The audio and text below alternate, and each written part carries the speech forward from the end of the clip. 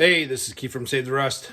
So we're back on our 1942 Harley WLC that we're going to try and finish off this winter. I spent a good part of yesterday going through my list of what to do, what we need to find, what I need to buy, what needs to be parkerized, CAD plated, painted, etc. This is a lot of times this is what you do. You spend just hours, with your nose in the books, looking at part manuals and etc. So what we got is, we got a couple things we got to do today. One of the things I noticed was I had routed the wires, the spark advance and the throttle wires improperly. I didn't put them between the springer and the neck. This one is now correct. I had them routed up top here. So the control wire one was easier because it didn't have the internal wire in it. But the throttle cable, as you can see, I had it routed wrong. It needs to go down here in between. So what I ended up doing is I pulled the grip off and the internal throttle wire off. I'm going to pull the wire right out, and then that allows me to kind of fish the outer housing through. If you try and do it without pulling the internal wire out, you could bend it and actually bend the internal wire, and then it's not gonna be good. So pulling all this out, and then I'll re-grease it, put it all back together. So just going through all our stuff, I pulled all the pieces for the mirror off that needs to be reparkerized. Kind of getting everything set up to go on to the bike. And, I still got to do some work on that tank. Got to get the dash painted. Find lots of nuts and bolts. I found the proper air cleaner to air intake, like oil bath air cleaner to intake. There's a rubber here. There's different lengths for the different styles of air filters. I got to pull off this part to get parkerized. We got to work on tighten up all the bolts for the front toolbox. Got to reassemble the ignition after I do some parkerizing. End up with some new old stock components last year for it. That's the original one. There's a new old stock one. Brass. Going through the front stand, I found one spacer that goes in between here. And I thought I found another two, but they were wrong. Again, this is a front stand. It goes in here, and it's to lift up the front end when you want to take the wheel out. So that's a unique WLC only. So, making lists, figuring out what we need to do. So some of the stuff I got to do on this bike, we got to install the throttle cable, install the distributor cable, install the rear chain, install the chain guard, shorten the mounting bolt, install the bolt on the seat T, install shifter lever, shifter gate, install the gas and oil tanks, install the tank divider, install the intake bolt, I'm missing one, fix the outer primary and get it painted, fix the gas tank and get it painted. Install the rear stand catch, touch up the paint on the skid plate, zinc parkerized air cleaner clamps, paint the dash, finish truing the wheels, installing the tires, install the mirror, fix the tail light pins, fix the ignition switch, gas and oil caps. This is the only way you keep everything, straight especially when you're doing multiple projects, is always have lists. So again, as I'm going through this bike, I create a list of what I need to buy that's, you know, the easiest way of saying it. But what I have to do is I've got all the part numbers, and what I do too is I'll put the page number of the parts book so that it's an easy reference. And what I'll do is I'll put it on my list, and then, you know, search my own parts, see if I can find it, because I do have a lot of parts. Just to give you an example, this is a specific washer that goes on the front stand that goes against the spring, so it has to be a specific length in diameter. And I was lucky enough when I going through this yesterday, I had the proper parts right in stock, which is always nice, because that is that's a unique piece. So happy to find that one washer. One of the other things we did too yesterday, assembled the back brake housing, installed the brake shoes, the brake rod. Still got to put the cotter pin in because I got to keep that all kind of loose until I get the chain guard on. I've got to do a modification on the chain guard, and then install this bolt for the rear chain oiler that holds down the front of the chain guard. Cotter pin goes in here. So I probably spent 4 or 5 hours yesterday just, you know, going over it again, refamiliarizing myself with it. You know, where am I at? What do I need to do? What do I need to find and buy? Here's one thing I've been working on for a while. I've done a couple wheels. I did the ones on my Pana with the sidecar.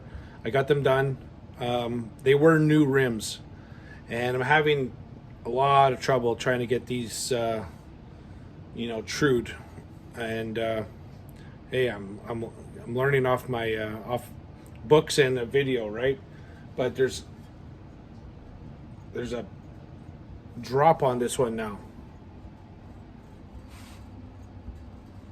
So I got to figure out what that noise is. Something's weird. But like when I run my finger, you know, these are original rims.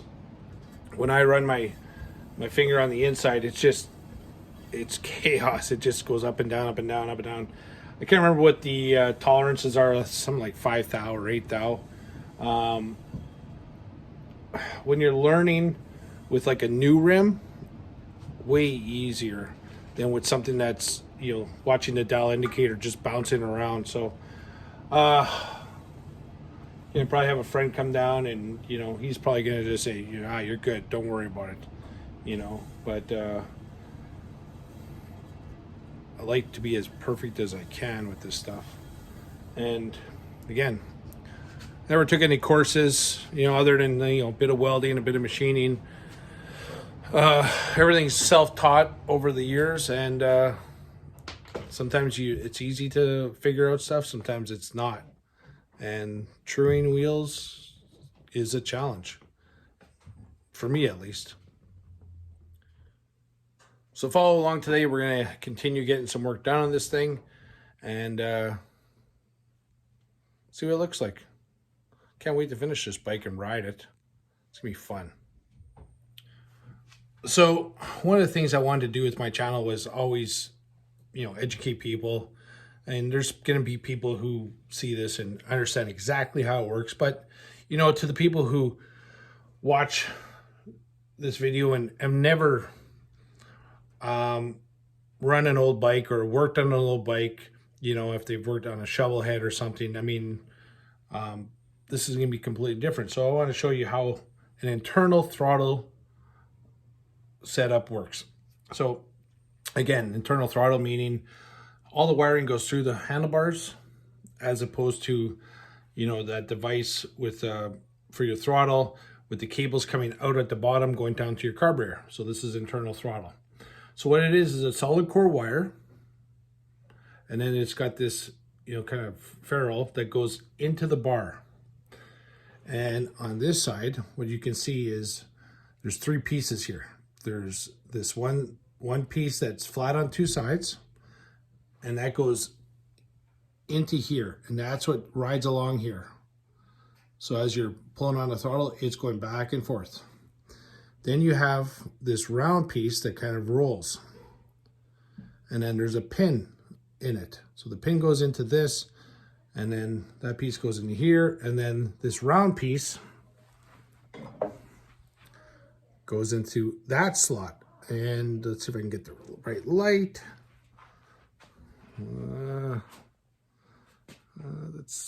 Yeah, there you go. Okay, so you see how it kind of goes, like it twists in there. So what happens is when you're on the throttle, now think of all this in sequence. As you turn on as you pull on the throttle, see how it kind of rides in that groove? Well, when it's in here, it's stationary. So what that does is now, as this is riding in the groove, and this is all stationary because there's a locking nut, there's a locking screw nut that goes in here that threads into the end of the handlebars. So when this is all together, what happens is, as you're pulling on it, it's turning, it's riding in the slot, and that's pushing and pulling the cable, which is opening and closing like the butterfly on your throttle, on your carburetor. So I thought I'd just show you, for those who've never seen this or understand how it worked. One of the things I want to point out is the cable, the solid core cable and the outer sheath are separate, right? And the outer sheath has a ferrule on it, and it's rounded on two sides, but then it's a smaller diameter in the middle. And what that is that's held in by this really tiny set screw. That goes in between the two raised parts. And what that does is hold the cable from moving. Because when there's going to be a cable clamp on the bike to hold the cable in position. And if that set screw wasn't there, what would happen is the throttle cable, the outer cable would move, which then affects the throttle. Trust me, I know this because when I finished my Panhead, my 53 Pan, the one with the sidecar, you know, I was probably 100, 150 miles on it. I'm riding. I stopped at a buddy's and who painted it, and showing him the bike, I go to start it, and this thing went like 0 to 100, throttle wide open, because this set screw fell out, which then when I pulled on the throttle, it held it wide open, and when I was trying to reverse it, it wasn't doing it. It wasn't holding the cable in position.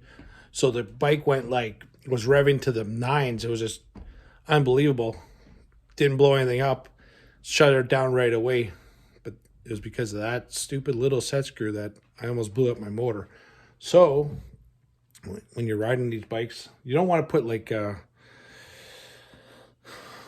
Loctite or anything on there, because you'll never get it out. It's a super small screw. So just be aware that, you know, especially the first couple rides, you know, check it. Tech tip for the day. So we got that fed back in. What I should have done is remembered when I put the handlebars on to feed the throttle and spark advance cable correctly. But by pulling the throttle cable out, I didn't have to play around with removing everything for the steering dampener, removing the handlebars. Now I have the brake cable on it, etc. All that stuff I didn't have to take off. I just pulled the wire out, allowed the outer housing to be more flexible, and then rerouted it, and we'll put this all back together, and that's one thing done. So we're gonna reassemble the throttle control. So again, this is the part that goes inside the throttle mechanism. It goes into the handlebars, but this is what follows that spiral. So what you do is you push it back in,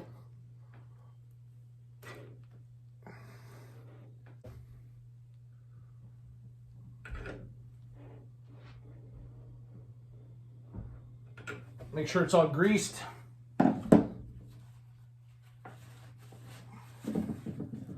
Because you won't be taking this out again for a while.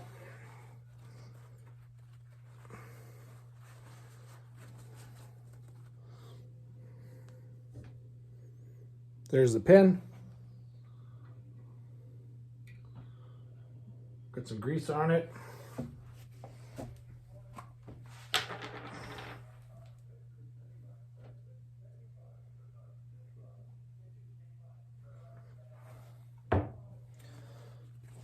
And then we put this piece on. Let's see. See how it's squared on the two ends? Or flat on the two ends? That's what runs in that slot.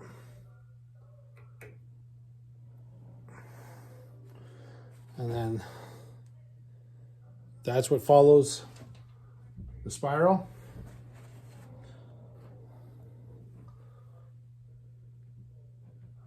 More grease.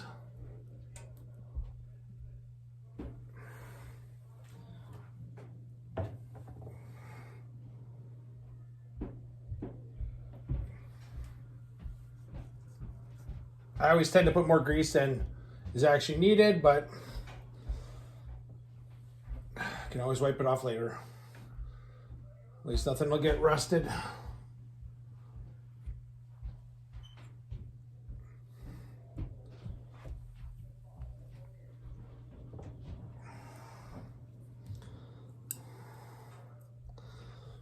So there's a spot, there's the grip.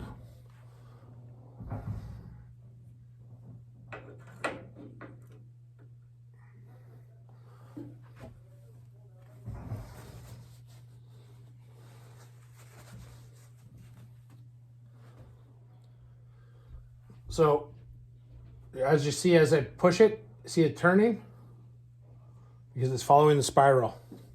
So in the end of the handlebar here, this is what you get. Okay? It's threaded and it goes right into the handlebar. That's what holds the handlebar in.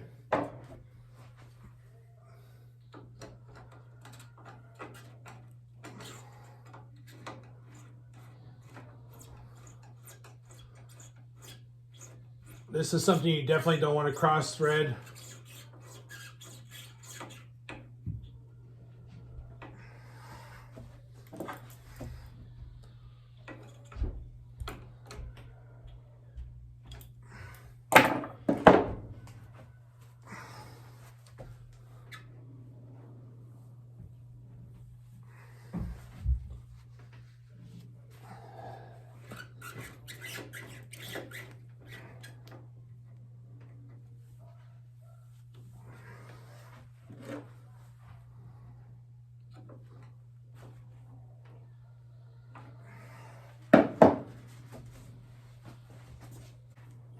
So here's the cable.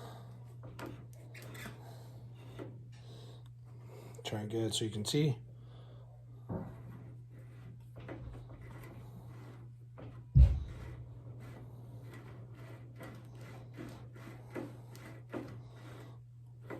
So unlike a newer bike, this doesn't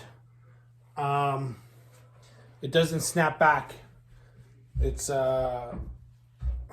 I don't know exactly what you'd call it, dead man's throttle, whatever. So when you pull it, you know, you're going down the highway, you pull it, take your hand off, it doesn't spring back. It stays locked. So, which I like, I don't mind that. But if you're ever in a situation where, you know, you got in an accident, this could hold wide open. You know, again, it's just something you have to get used to. It's not, it just doesn't spring back. And one of the things with these old bikes is, you know, on a new bike, you'll grab the throttle and you'll whack it and it'll just automatically respond. That doesn't happen with these 45s, and it doesn't happen with Linkarts unless it's like a, you know, more of a race ready bike that's been tuned for that. But for the most part, when you're pulling on it, you know, it's a slower progress than any shovelhead Evo twin cam. Like, it's a lot slower. And then when you retard it, it also takes a little bit longer to go back. It's not as, you know, responsive as a newer bike. So that's that. We're gonna have to put a cable into the Spark Advance because this one doesn't have a cable. It's just got the outer sheath, doesn't have the inner cable. So we'll pull all that apart and get one set up.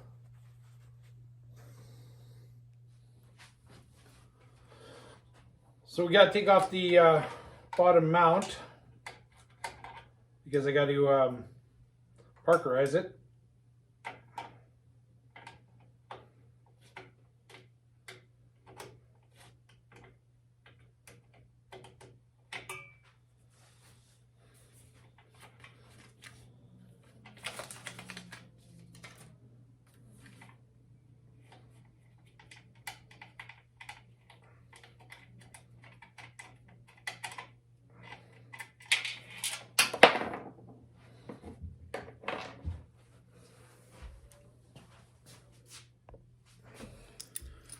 So we got the bottom mount off.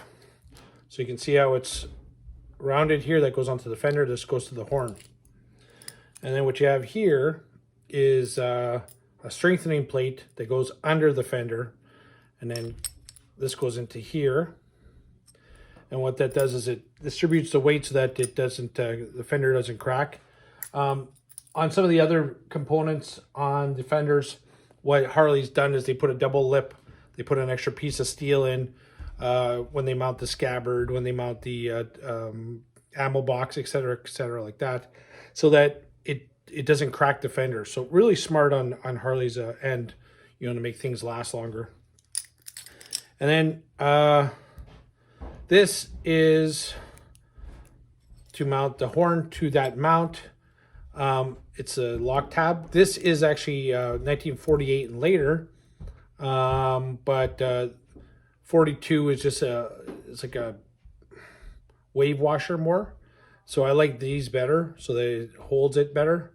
Yeah, it's not perfect, not correct, but I plan on riding these bikes, and I'd rather have something that doesn't fall off than something that could fall off. The other ones are just like on the top here. See this this kind of bracket is actually rounded and it just keeps tension. So it's just easier to use this lock washer on the bottom. So there are differences, but I'm showing you what I use.